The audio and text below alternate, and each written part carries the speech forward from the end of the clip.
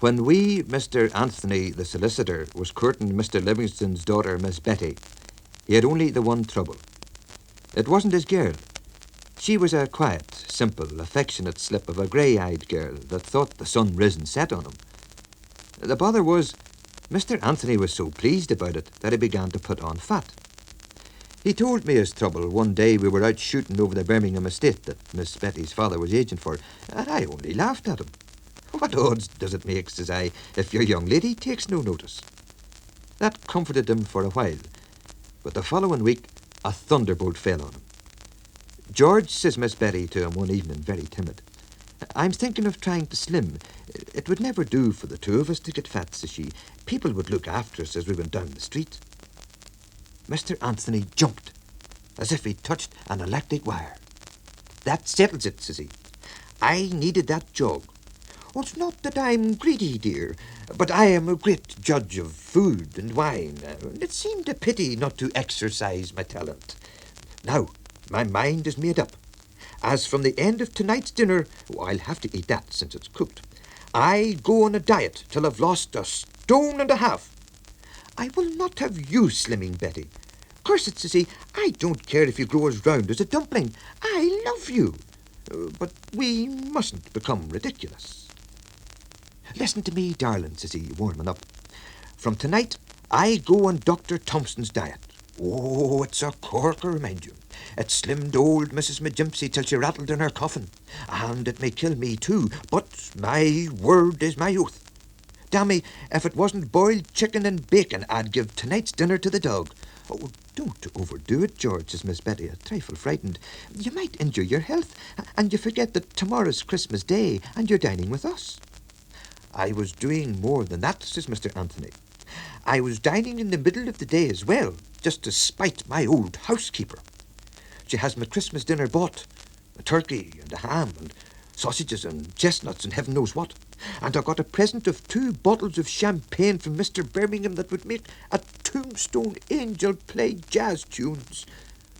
But, George, darling, says Miss Betty, were you going to eat and drink all that? And I was sympathising about your figure. Confound it, no, says Mr. Anthony. That old housekeeper is so mean, I never get anything but a morsel. A couple of slices of breast, and maybe a wing and a sausage or 2, if I'm lucky. And then off goes the rest to her relations. She has a sister married to the gamekeeper of the Birmingham estate, and another to the keeper of the back lodge gate, and you'd think she was married to them herself. They get about 2/3 of all the food I pay for. And now they're going to get the whole of me Christmas dinner. Oh, but it's a shame, says Miss Betty. An imposition. Mr. Anthony stopped on the road. Gad, says he, I never thought of that. It is an imposition. I've been weak, Betty, says he, and that's not like me. I can't eat my Christmas dinner. Grapefruit and toast, the doctor's diet says, and I can't drink my Christmas champagne. But, begad, if I fast, the housekeeper's relatives may fast too. Pat Murphy's coming round this evening. I'll give my dinner to him. Not a word, says he. I'll stick to the diet should I go up the aisle with you and the people looking through me as if I was a rainbow. So when I arrived that evening to fix up some shooting for St. Stephen's Day, the whole story was told to me. And the upshot is, Pat, says Mr. Anthony in a solemn churchyard sort of voice, the entire consignment is yours to enjoy. Turkey, ham, champagne and all. I just daren't take it, Mr. Anthony, says I. We have a turkey of my wife Molly's rearing that she cried over when she was killing it as if it was a child, and the least I can do is to attend the funeral. And as for champagne, I wouldn't have the wee bubbles out of my system before the new year. Eat and drink the whole lot yourself, says I. Miss Betty'll never know. I wouldn't do that, says Mr. Anthony. Is it deceive poor Betty even before I'm married to her? Never, says he. I'm a man of principle. Beyond what the doctor's diet permits, not a crumb, says he. Not the pop of a cork. I suppose the housekeeper's clan'll have to get the dinner after all. Give it to some decent poor family, says I. It'll be a friendly turn. And if a solicitor's soul can be saved, it may do something in that direction as well. It wasn't hard to think of needy families, but right away I could see a problem of statesmanship. The O'Greens of Creel's Row are decent people that would be glad of an extra bite and sup on a day like that, says I. But sure, if you set your Christmas dinner to a nationalist family, there'd be uproar on the other side of the house.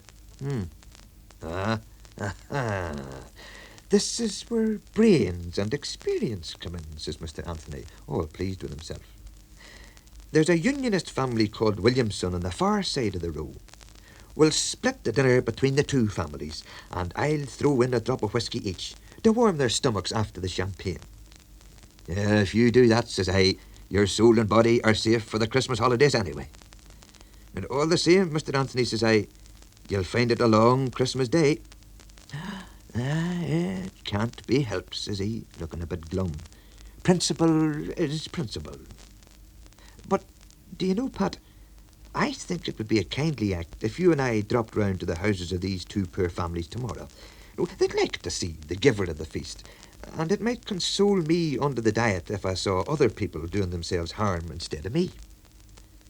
Let us meet at, say, 12:30 at Johnson's Corner. Oh, just a minute, says he. He tossed up a shilling. The turkey goes to the O'Greens and the ham to the Williamsons. We'll call on the Williamsons first to accustom me to the smell of food.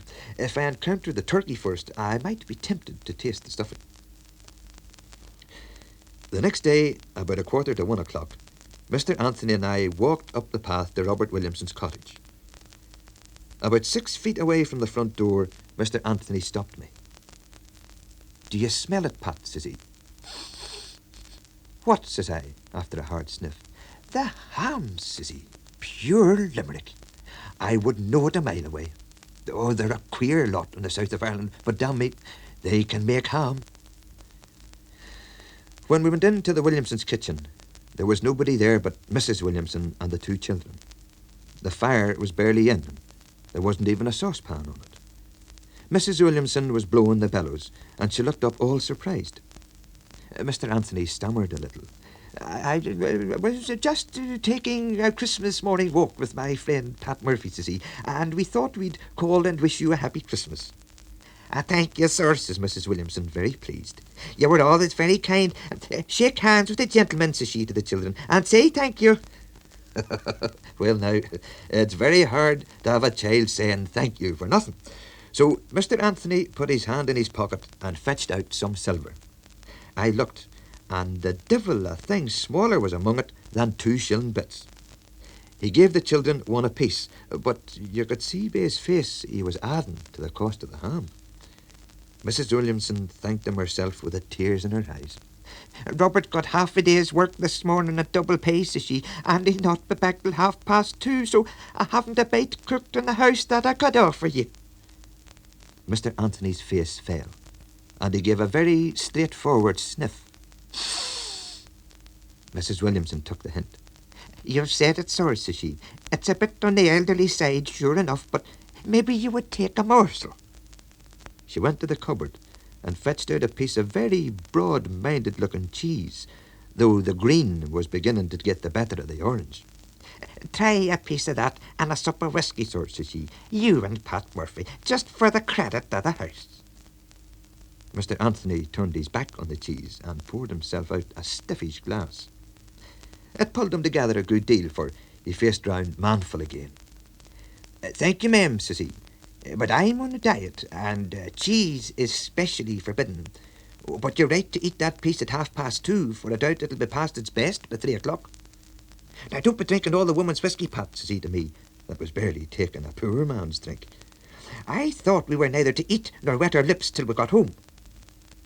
But I lingered a minute to speak to Mrs. Williamson. You should have thanked him for the dinner, says I. He's not well pleased, and I can't blame him. What dinner, says she, gaping at me with her brow wrinkled. It was half his dinner was sent you this morning, says I. He's on a diet and didn't want the good food wasted. A whole Limerick ham and whisky and champagne wine.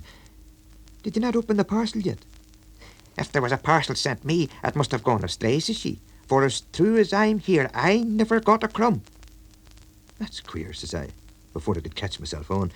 The housekeeper was to send it, half to you and half to the O'Greens. Mrs. Williamson looked very hard at me, and the colour riz up in her face. Well, if that's the case, we can bid farewell to the Limerick Hound. We'll hear no more of it. That old faggot of a housekeeper, says she, not that I would give offence to anybody of your own persuasion, Mr. Murphy, but I know fine well she's gone and sent the whole jing-bang to the O'Greens, because they're her own sort. Run away, dear, says she to the wee boy that was hanging round her. Not a word, mind you, to Mr. Anthony. I'd say nothing to my man. He'd want to stand on his rights, and there's no use having a row between neighbours on this of all days in the year. I suppose the whisky did all the better work on Mr. Anthony on account of him being near empty. But when I caught up on him, it was beginning to lift his heart a little. Now, not one syllable out of you, says he, about the teaspoonful of whisky I had. Are we near the O'Greens? It's somewhere about this part of the road, says I. Take a sniff, and try if you can smell a turkey. There's Mrs. O'Green just gone into the door, says he, very hasty. Come on, I don't want the neighbours to think I'm serving a writ. Oh, Pat, says he, you haven't 4 sixpences for a 2 shilling bit, have you? I've nothing but 5 pennies and a half-crown, says I. Curse it, he moans. I must have put in my pocket the money I had for the Birmingham servants instead of what I got for the poor. He jingled the pocket to add weight to the point. How many young O'Greens are there? 7, says I, and 3 dead. My goodness, says he, fishing among his change. This is going to cost me 15 and 6pence. Can they all walk? He was looking at me with a bit of hope in his eye. There's 2 of them can't, Mr. Anthony, says I, but I doubt they could hold on tight enough to a couple of 2 shilling bits if they were put in their hand. Damn them, says he, good-natured enough. But I'll give the Birmingham's butler 6pence and have my revenge. Mr. and Mrs. O'Green and the 7 children were all in the wee kitchen, and the 5 that could walk fell on Mr. Anthony and near tore him to bits. And very kind of you, sir, shouts Mrs. O'Green through the noise. You were always gentry, Mr. Anthony, and had something in the heel of your hand for the poor man.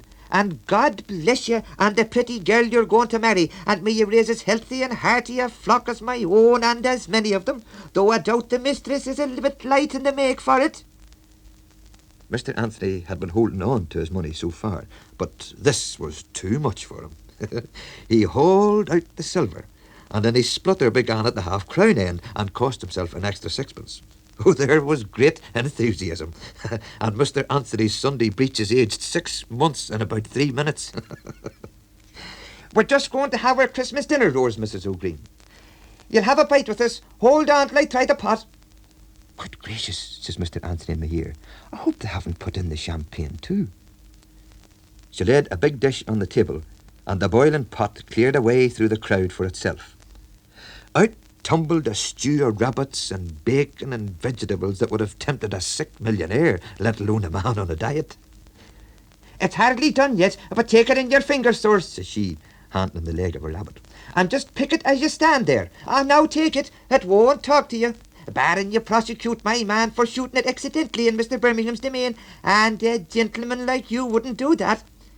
Fetch the whisky, Michael, she shouts at her husband. When we were going out of the house, after me and Mr. Anthony had drunk a couple of sups of whisky, I drew Mrs. O'Green behind the open cupboard door. What became of the turkey, says I. What turkey, says she. My man shot no turkey, or if he did, it was an accident. Mr. Anthony's on a diet, says I in her ear, but had his Christmas dinner bought, and sent you and your family half of it, a turkey and dear knows what besides.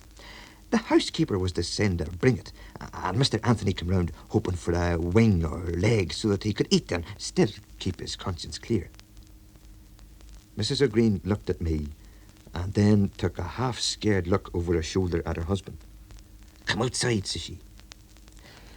It's that old bitch of a housekeeper, says she. Oh, well, I know where our turkey's gone. It's decorating the insides of her and her 2 sticks of sisters.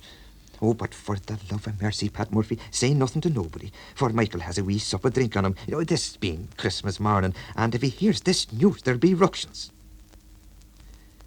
Mr. Anthony was a temperate man generally, more used to eating than drinking, and when I caught up with him, I found him 2 or 3 notes higher in the tune than when he left Williamson's, and a little inclined to hiccup, though he handled it in a very gentlemanly way. Pat, says he, I'm a methodical man. taking it in a rush. Then he stopped in the road and began to grope in his pockets. It runs in my mind, Sissy, that I've lost something. I have it, Sissy. What became of the turkey? And if it comes to that, what became of the Limerick ham? And then the devil entered into me. Mr. Anthony, says I, should we not call round by the gamekeeper's house? Your old housekeeper's sure to be there, and she would take it as a great compliment. Housekeeper, says he. Housekeeper! Pat, there's going to be bloody wars. Do you think, says he, looking at me as if he was an owl that had sat up playing cards till night time, that I didn't spot what that old deceiver had done with my Christmas gifts? Well, I did not spot it. I'm a man that makes so few blunders that I can acknowledge when I do make one. But I caught it at last. And then, all at once, I saw that old harridan of a housekeeper carrying my good dinner to her friends and leaving the poor and hungry with nothing to cover their nakedness but some damned bad whisky. Halt, says he, pulling up on his toes. We're at the gate. Form 4s. Do you see that, says he, pulling a wee tin trumpet out of his pocket. The youngest walking O'Green child gave me that. And I'm still 2 and 4pence down over the transaction. When I blows 3 blasts on that, over the top. He blew 3 blasts on the wee trumpet. The first 2 were misfires, and away up the path, with me a good distance behind him. When I got into the eating room, he was standing at the head of the table holding a champagne bottle by the neck. The gamekeeper and his wife, the lodge keeper and his wife, and the housekeeper were all seated round such a spread as you never saw, barring a picture. A turkey, a ham, plum pudding, cakes, sweets, bottles and glasses. They were just going to begin.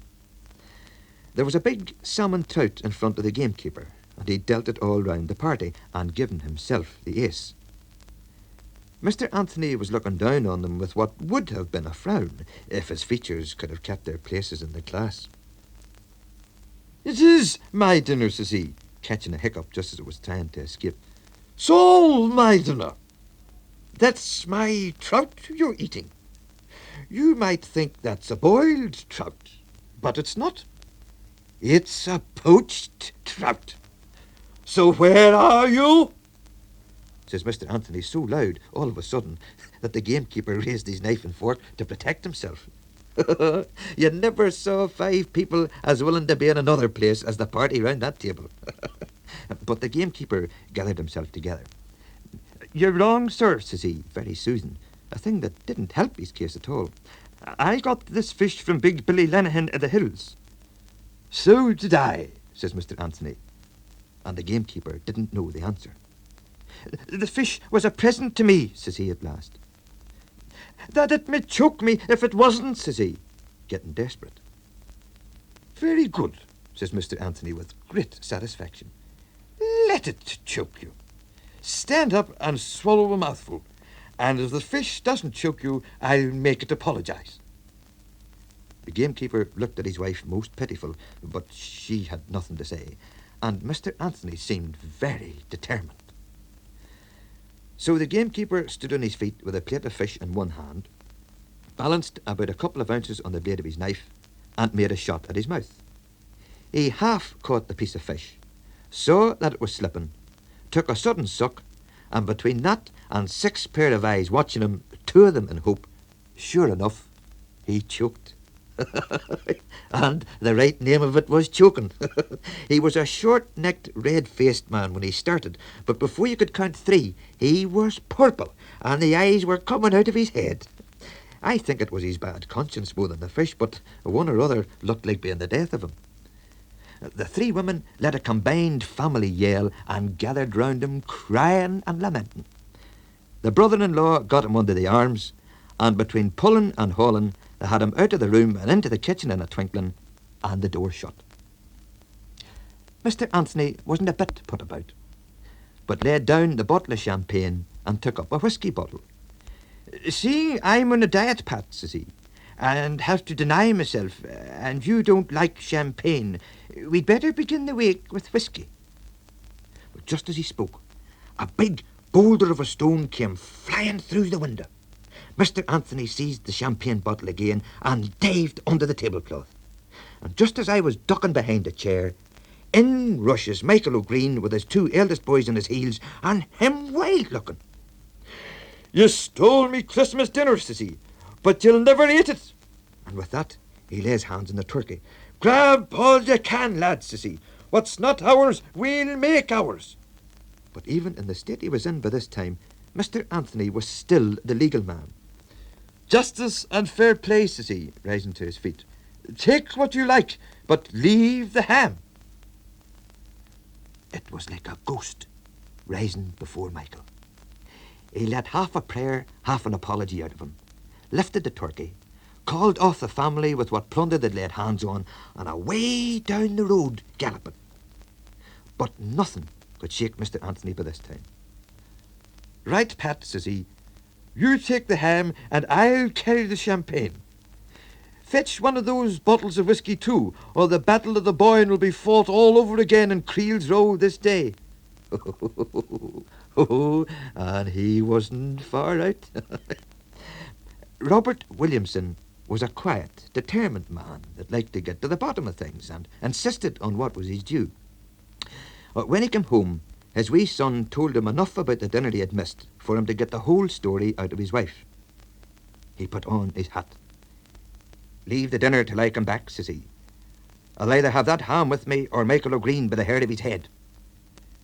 Well, when he got to the O'Greens, the family was just taking their place in triumph for such a feed between rabbit stew and the turkey as would go down in the family history for generations to come. Robert wasted no words. "I see you have your turkey," says he to Michael, "and that old housekeeper let you bear ham as well. If I don't get it in 2 minutes, I'll kick the stuffing out of you and the turkey both." Now, any other time, Michael would have asked nothing better than to let him try. But he'd been greatly soothed by his victory about the turkey. "Mr. Anthony kept the ham, Robert," says he. "As true as death, I haven't got it." "Then I'll have the turkey," says Williamson, lays hold of it by the legs and lifts it from the dish. "Will ya?" by me soul roars Michael, and lays hold of the turkey by the neck. And in a minute the two of them was pulling tug-of-war all over the kitchen floor. Mr. Anthony and I, by the time we got through the crowd that had gathered at the door, were just in time for Robert Williamson to miss Michael with the turkey and hit Mr. Anthony in the face. It was the first time I saw Mr. Anthony real vexed the whole day. He brushed the loose bits of the turkey off his face, snatched the ham from me, and lifting it with his 2 hands, felled Robert like a sheep. Then he came to himself again. "There's your ham, Robert," says he in his ear, as Robert stood up half dazed. "I'm sorry it slipped out of my hand, but I'm on a diet, and a trifle weak with the hunger." The sergeant of police who had got wind of the affair came in with 2 constables just in time to prevent a European war. For Michael and his family weren't too well pleased with the condition the turkey was in by this time and wanted to lay claim to the ham. But the trouble was settled for the time being with the help of the bottle in my pocket. The sergeant sent Williamson and the ham home under escort and volunteered to drive Mr. Anthony and me back in his own wee car. And when we got there, Mr. Anthony persuaded him to fetch word to Mr. Livingston's that Mr. Anthony had been slightly injured while heroically separating 2 men engaged in a party fight and wouldn't be able to go for dinner. I had no sooner finished tidying up his face for him in the bathroom than there was a sound of wheels outside. And the next minute, Miss Betty was in the hall. "Don't let her within 10 steps of the stairs, ye," says I to Mr. Anthony before he went out. "For between wet and dry that you've put into you this day, your breath'll be like a polecat." So Mr. Anthony perjured himself from the top of the stairs and made it all sound like the sober truth, though it was neither. And Miss Betty's eyes near lit up the stair rods. She was so proud of him for settling the party row when the police couldn't do it. "Oh, you'll be able to come for dinner," says she, coaxing. I think I will, after all, says Mr. Anthony. But mind you, Betty, not even my injuries are to be an excuse for breaking the diet. I'm a man of my word, should it snow turkeys. Oh, George, says Miss Betty, how obstinate you are, and how dear. I think I'll have to run up and kiss you. Mr. Anthony cursed under his breath and took a very frightened skelly at me. Just a minute, darling, says he, pretending to look for something in the bathroom. Stubbs, the chemist, anything, he whispers to me.